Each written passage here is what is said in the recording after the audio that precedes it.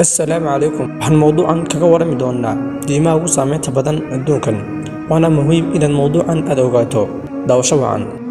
البهائية دينتا waxaa minsan ama rumaysan 7 milyan oo qof oo isla markaana ku nool dunida daafeeda diintan waxaa asaasay Amir Hussein Ali al-Nuri taariikh markaad qarnigii 19aad waxaana aaminsan yihiin in diimahooda ka soo jeedaan ambiyada sida Nabi Ciise Nabi Maxamed naxariis nabadgelyo korkiisa ahaatee iyo qaar kale oo badan waxayna leedahay 7 meelood oo lagu caabudo 7 meelood ku kala yaala dunida dacaladeeda اليهودية دمانتن دينتن وانا مقلنا لكن أسل كذا أيا نجا مقال دينتن وحى من سن كدواد 14 مليون ويهوديين وحنا كلهم لهين أدون كوردن مسجد كلهم مع سليمان كاسولو رسي سداد بقول لبي صدن نبي عيسى كار مسجد كاسوحة قبتي جو رسي ياكل عبادستان يهودي مساجد كلوه جلان وحقه ذاك غارسان واسو كيالا ودنك فلسطين وحنا دينتن أساسي إبراهيم للنورد الروحانية دينتن waxaa misan 15 milyan oo dunida عليها كنول waxaa la asaasay qarnigii 19aad waxaana sameeyay macallin Faransiis ahaa oo la oran jiray al-Kurdiya kala dhaho oo asaasay diintan waxa uu qoray shambuug oo ku saabsan diintan ar-ruuxaaniya xabrashadeedu waxa ka mid tahay ama la mid tahay kristaanka laakiin waxay ku kala duwan hal mid halka mid oo ah inuu nabi Ciise ahayn wiilkii Ilaahay دينتن waxaa aaminsan ama dadka diintan haysta waxay rumaysan in qofku waligiis dhimaneen al-Sikhriya diintan waxaa aaminsan ku dhawaad 23 milyan oo ku nool dunida dacaladeeda waxaana la sameeyay ama la aasaasay qarnigii 16aad waxaana aasaasay nin la oran jiray Gurina Nak waana dad aaminsan iyagu inuu Ilaahay jiro diinta waxay u egtahay ama soo shabahdaa diintayna islaamka iyo diinta Hinduuga waxaana ka xaraan ah in la iska jaro timaha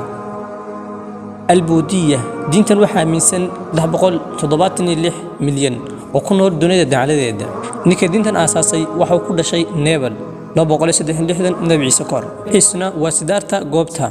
waxa uu amiir ama boqor buha ku nool nolol raaxo leh maruu ka soo baxay qalcadiisii ayaa waxa uu isha saaray dibta adduunka ka jirta taas ayaana ku sababtay inuu isbedel sameeyo waxaanu sameeyay diintan loo yaqaano البوذية waxaan u dhintay isagoo 8 jir faraha laga falay buu haay diinta Shiinaha waxaa aaminsan 394 milyan diinta waxaa la helay 260 sano ka hor Nabi Ciise markii ay boqortadii hanka xukumaysay Shiinaha oo isla markaa iyagu caabudi jireen Allah sidoo kale waxaa aaminsan Shiinuhu in jiraan ilaahyo badan oo kala dabeecad ah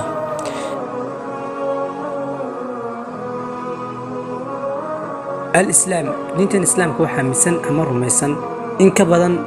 1500 milyan oo isla markaa ku nool dunida dacaladeeda diinta islaamka waxa uu Ilaahay soo dhibay suubanayna Maxamed sallallahu alayhi wasallam sanadku markuu ahaa 110 miilaadiga sidoo kale diinta islaamku waxay rumaysan yihiin